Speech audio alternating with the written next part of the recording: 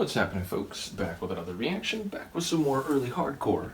And we're going to listen to another tune from the 2024 Rebel Beats EP on Mokum, which is a joint release between Twins Artcore and Slugnoid.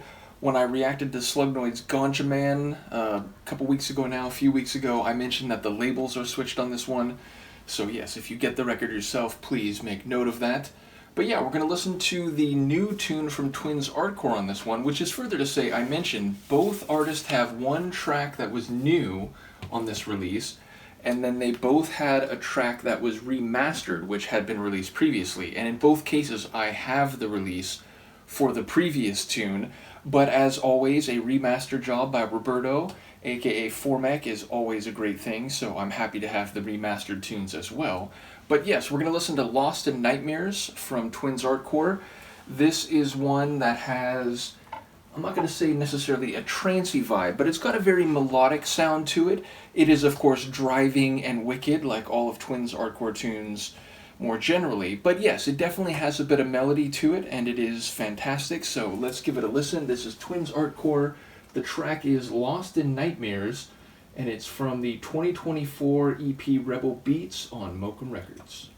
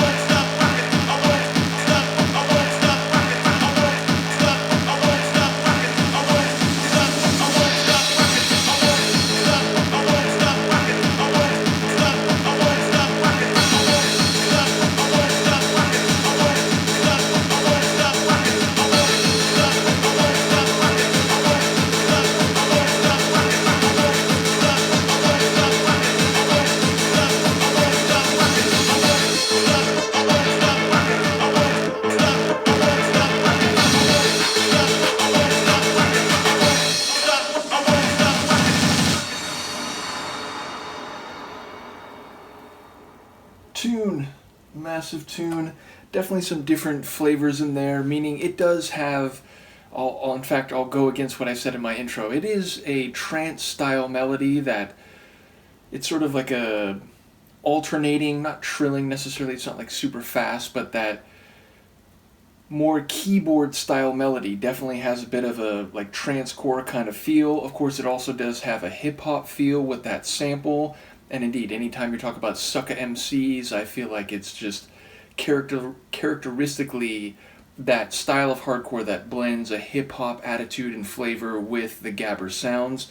In terms of the gabber sounds themselves, we definitely have like a double bass line here. There's the deeper and distorted one that is sort of a, if not ubiquitous, certainly extremely common element in early hardcore and old school gabber, of course. But there's also that warmer, like secondary and perhaps more electrified bass, or bass line rather, which comes in after the first one's already there in several points throughout the tune, like 3 or 4 times. So I do enjoy that secondary bass line as well. And yeah, I enjoy the alternating sections. We do have that secondary melody, which is a sort of aggressive, sharp-edged synth line. I enjoy that a great deal, and that's pretty common in Twins Artcore work, although in other cases I would say it tends to be more fragmented and like it's almost strobed, whereas here it's a bit more straight away, like it's not chopped up in that way, but I really do enjoy that element, and it's a nice contrast to the more trance-style melody. So yeah, there's literally nothing I don't like about the track. It does, I think, fit nicely with a number of his other tunes. And in fact, I was thinking about that line, like, only with fire, what is it, like, you can't, like, attack his, I don't think it's castle, but, like, he's talking about, only fire being effective in terms of destroying things. And it makes me think of that track he made, which I think is, like, Sporthallen Zeit on Fire, something like that, which I think references a, like, real classic hardcore venue. Indeed, shout out to someone who explained that to me when I did that reaction. But yeah, it feels like there's fire involved in a number of his tracks, whether through meta reference or through specific sample, as in this case. But yeah, ultimately, I think it's a really good tune, just another in the unbroken string of absolute bangers that he's been making in recent years. And again, alongside Formek and Slugnoid, those three are basically, what I see as like the royalty of, I'm going to say, the modern hardcore movement, but in terms of what they make, early hardcore, which is to say, they all sort of make an old school gabber sound, but perhaps with updated production, meaning you can tell, like, through the mastering and through some of the technique that it's not a track from 96, but it has the spirit of tracks from those old school 90s gabbers tunes, but with modernized production techniques and a whole lot of acid. So yeah, I absolutely love it. As I said, it's a great release. Ganja Man, fantastic tune. This one, fantastic tune. And then the 2 reissues, which is to say the Ghostbusters and is it called the Ghostbusters? I'm suddenly second guessing myself. I do think Ghostbuster is in the name of the track.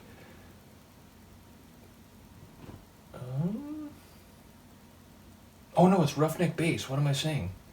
It's Roughneck Bass, which is originally on the 10-inch release and then was remixed by Slugnoid on a Mokum 12-inch, but then also De Panic, and that's on the same release that has the Twins Artcore track, the Ghostbusters, or Ghost Busting, something like that.